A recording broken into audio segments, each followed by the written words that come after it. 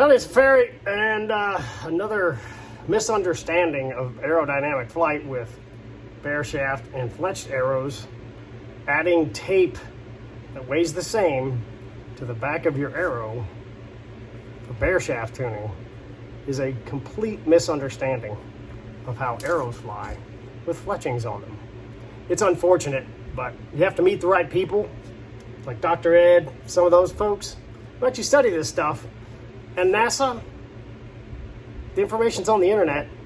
Lift is the way they fly. Stay tuned.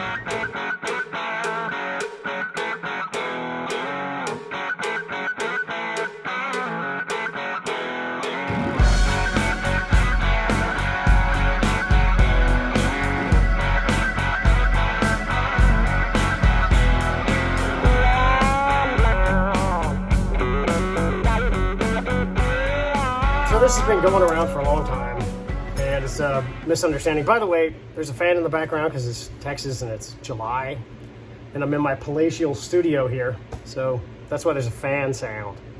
It is what it is. And also, what's up with you people? Do any of you people participate in this thing called Instagram? You know I'm on Instagram? You might want to go there because I put out tips and great pictures, and if y'all send me pictures this fall, please do on Instagram at The Ranch Fairy or on email, troy@ranchfairy.com. And I'll be happy to put you up on my Instagram page to show your success, because the goal of my channel is not for me to kill stuff and me to celebrate me shooting stuff. It's for you to be more successful and increase your lethality in the field. So why not show all the people who are whacking stuff, shooting deer, and they go 25 yards and fall over? It's way better than chasing them around. Back to the topic at hand. Apparently the message boards are rife with these bare shaft tuning people who really know what they're talking about. I think there's about 50% of them that have no idea what they're talking about, and this seems pretty logical. And I think there's about 50% of them that have never shot a bare shaft in their life. Or they did it a couple times and it didn't work. But they say, and this is the general premise, you need to put the same amount of mass, and I've got tape on here, right, on the back of a bare shaft, equivalent to the mass of your vanes. So theoretically, you would get a scale, put your vanes on the scale. Let's say they come out to 16 grains. You'd tear off electric tape, say it's 5 inches long, I don't know. Tape it on the back to simulate the weight of the vanes on the back of the arrow. That seems like a pretty good idea because you're kind of thinking about, you're putting mass on the front, mass on the back, and make it equivalent for some strategy. The trouble with the tape thing is it completely disregards the aerodynamic function of vanes on the back of an arrow. Vanes on the back of the arrow are a lifting mechanism. Their mass is not as significant as the dramatic amount of corrective lift they are able to put onto an arrow that's even launching pretty poorly and then comes off and stabilizes back here. As it goes through the atmosphere, you need to realize the atmosphere has mass. At sea level, that is 14.7 psi pressing on us. I've said this in other videos. Fish don't understand water pressure because they've never been out of water pressure. So they swim up and down, and the water pressure messes with them, or their air bladder changes, and they keep on trucking. We've never lived in a vacuum, so you don't even realize the atmosphere is pressing on you. So it has mass. You're shooting through the best simulation. The best image I can come up with is fog, because you can actually see fog hanging in the air. The atmosphere actually has weight, and you're pressing this long stick through fog. Super thin jello. Whatever it takes for you to understand you're pushing against something that is physically being pulled down by gravity, that is the right way to think about this.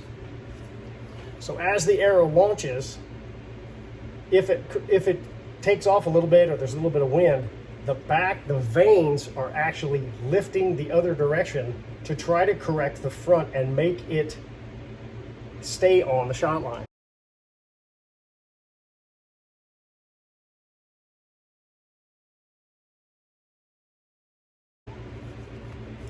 Tape and the weight does not function the same way.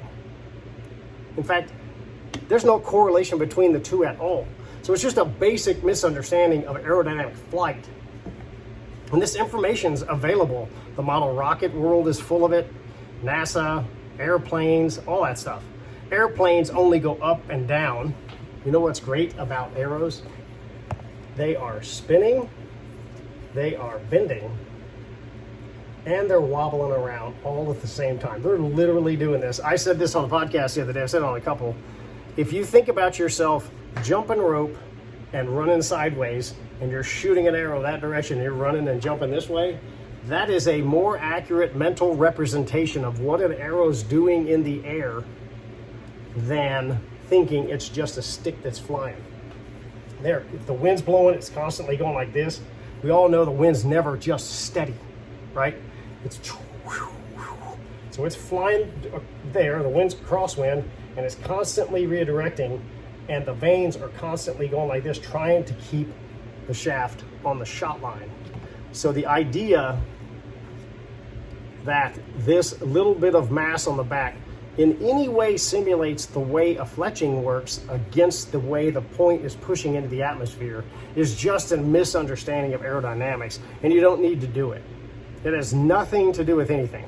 If you think this has worked for you, that is fine. If you did it and it seemed to get better, fine. I'm okay with however you think you got perfect arrow flight. But I have shot a lot of underspined arrows with ridiculously heavy points, bare shaft, and then put fletchings on the same exact arrow with a ridiculous point.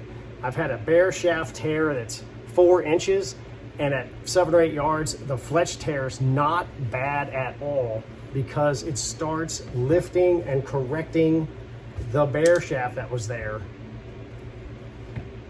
doing its job aerodynamically. No aerodynamic effect at all. It just adds mass to the back. A tremendous amount of aerodynamic correction when you add vanes. It's just really that simple. So just avoid doing this at all costs. It's just one extra step. It's a lot of labor, and it won't get you anything because the two strategies are completely independent of each other from an aerodynamic standpoint.